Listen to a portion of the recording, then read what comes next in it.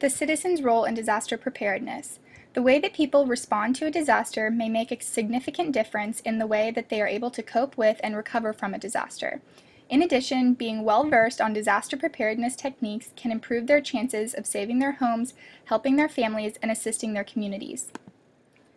There are many steps you can take to assist yourself in making the disaster recovery process much easier while also reducing your risk and improving your chances of survival. The first step in the disaster preparedness process is determining what hazards are likely to strike your community. When considering which home to buy, where to live, and what insurance is necessary, one should take these things into consideration. Homeowners may consider purchasing insurance for their property in case of loss, which includes but is not limited to hazard-specific insurance appropriate for the area. In addition to insurance, homeowners can protect their property by making smart moves about where to place items, how to build their homes, etc. FEMA offers a series of how-to documents that describe how to protect yourself and your property from a variety of hazards. Knowing where to go in case of an emergency is key to evading a disaster.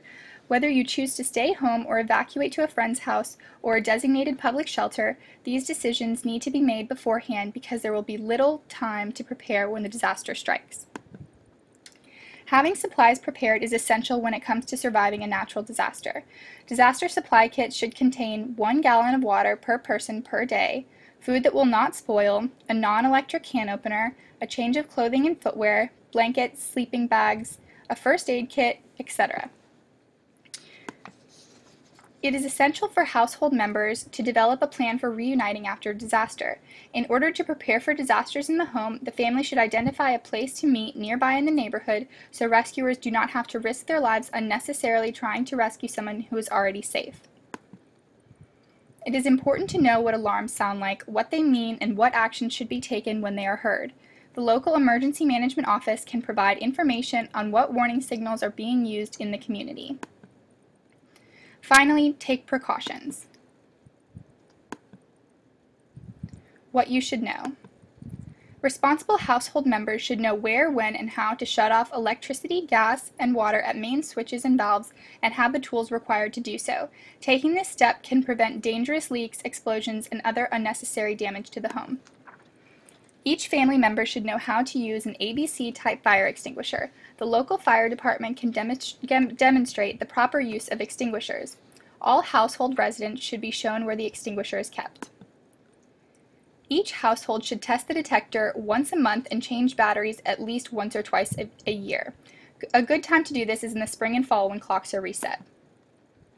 Even in some cases in which smoke alarms are sounded, people have sometimes heard the warning and headed in the direction, mistakenly taking people back into the home rather than outside. It is important to plan and practice alternate escape routes.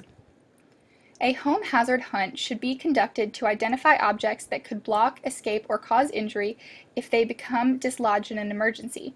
Those who live in earthquake-prone areas should remember to secure heavy objects. Everyone should be encouraged to take a course on first aid from the American Red Cross or other qualified sources. Knowing how to provide first aid and CPR can help save lives when immediate action is critical. Families should consider FEMA's Community Emergency Response Team program.